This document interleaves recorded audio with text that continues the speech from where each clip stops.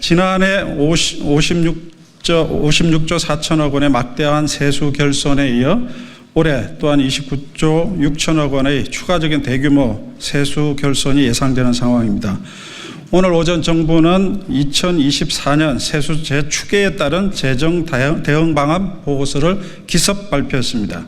정부의 대응 방안의 골자는 허울 좋은 국채 발행은 없다는 논리로 국가와 지방의 재정을 악화시키는 양도구역식 재정 돌려막기 행태를 반복하고 있습니다. 기획재정부에 대한 국정감사일, 국정감사 진행 시각에 맞추어서 보고서 발표 시점을 설정한 것은 산적한 감사 이슈로 재정 돌려막기의 심각성을 희석시키려는 의도로 보입니다. 또한 국회에 대한 충분한 보고와 협의가 이루어졌다는 식의 내용을 적시하여 국민을 속이고 국회를 무시했습니다. 이것은 국회와의 협의를 통한 대응 방안은 불필요하다는 인식과 다름 아닌 독선적 행태입니다. 2년간 86조 원의 세수 부족을 초래한 책임자 입장치고는 과도하게 당당한 것입니다. 보고서 제목 또한 세수 재추계에 따른 재정 대응 방안이 아니라 정확히는 30조 원 세수 결손에 따른 재정 대응 방안이 되어야 합니다.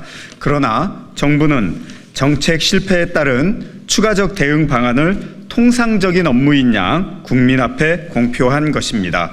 대응 내용의 문제점은 더욱 심각합니다. 또다시 지방교부세 집행을 보류하고 외국환 평형기금과 주택도시기금 등 최대 16조 원을 투입하여 돌려막기 하겠다는 것입니다.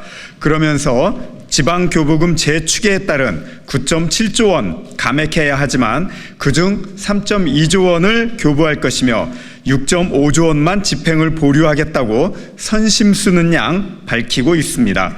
지방채 인수라는 통상적인 지방재정 융자 사업도 하나의 새로운 방안인 것처럼 강구할 계획이라고 하고 있습니다. 정부는 국채를 발행하지 않을 테니 지방자치단체로 하여금 지방채를 발행하라는 빚 떠넘기기 의도로밖에 보이지 않습니다. 최상목 부총리는 지난 9월 세수 재추계 결과를 국회에 보고하면서 외국 환평형기금 추가 활용은 검토하지 않는다고 말했습니다. 그러나 오늘 대응 방안에는 외환 방파제인 외평기금을 6조 원까지 추가 활용하겠다고 합니다. 시장에 1,400원이라는 환율 공포가 엄습하는 상황인데 1,400원이라는 고환율 그저 뉴노멀이라는 것입니까? 외평기금을 세수 결손에 활용한다는 것은 대외 신인도 부담이 아니고 국채 발행만 대외 신인도에 부정적 영향을 끼치는 것인지 묻지 않을 수 없습니다. 4년 만에 100조 원이 붕괴되고 최근 2년간 여유자금이 35조 원 줄어든 주택도시기금을 최대 3조 원 활용하겠다는 것입니다. 윤석열 정부는 취임 직후 공공임대주택 공공실적과 예산을 5조 원 넘게 삭감하여 24% 축소시킨 바 있습니다. 당시 반지하 참사 발생한 지 얼마 되지도 않은 상황에서 반지하 고시원 등 비정상 거처 가구 주거 상향 사업 예산도 3조 원 넘게 33.6% 삭감시켰습니다. 당시 삭감된 예산은 과거 수준을 회복도 못하고 공공임대주택 실적은 지난 정부의 절반 수준으로 급락하고 있습니다. 그럼에도 이제는 세수 결손을 메꾸고자 주택도시기금까지 최대 3조 원을 쓰겠다고 합니다. 정부 실패로 인한 결손을 주거 약자에게 써야 할 재정으로 메꾸겠다는 것입니다. 그뿐만이 아닙니다. 여유재원이라고 하는 주택도시기금은 주택 구입용 대출인 디딤돌 대출과 전세 자금을 빌려주는 버팀목 대출 규모를 축소하겠다고 정부가 발표한 바 있습니다.